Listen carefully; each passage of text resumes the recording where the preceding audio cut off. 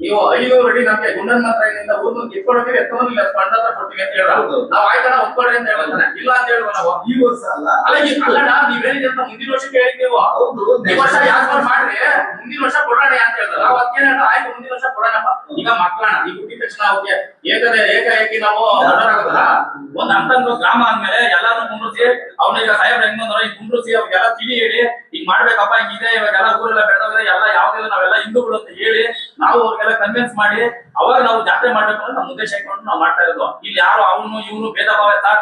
ಇಲ್ಲಿ 50,000 ಜನ ಸರ್. ಇವ್ನು ಯಾರು ಅಂತ ನಮ್ಗೆ ಗೊತ್ತಿಲ್ಲ ಸರ್. ಇಲ್ಲ ನಮ್ಮ ಮನೆಗೆ ಬಂದು ಊಟ ಮಾಡ್ತಾರೆ, ನಮ್ಗೆ ಊಟ ಆಗ್ತದೆ, ನಾವು ತಿಂತೀವಿ ಎಲ್ಲ ಮಾಡ್ತೀವಿ ಸರ್. ಇದು ನಾವು ಸ್ವಲ್ಪ ಸಮಯ ಹಿಡಿತೀವಿ ಎಲ್ಲ. ಈಗ ಗ್ರಾಮ ಅಂದ್ಮೇಲೆ ಒಬ್ಬೊಬ್ರು ತರ ಇರ್ತಾರೆ ಸರ್.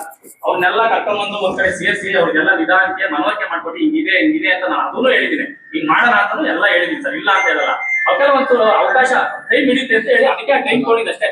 ಅಮ್ಮ ಅವಳೆ ದೇವ್ರ ಮುಂದೆ ನಾವು ಸುಳ್ಳು ಹೇಳಲ್ಲ. ನ್ಯಾಯ ಒಂದೇ, ಅವ್ರಿಗೂ ಒಂದೇ, ನಮಗೂ ಒಂದೇ.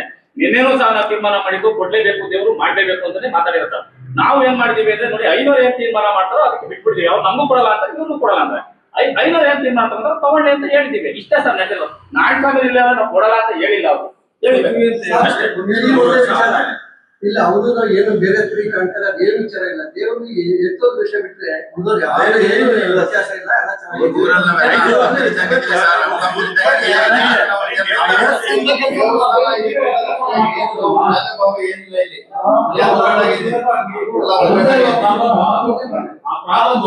ನೀವು ಗ್ರಾಮದಲ್ಲಿ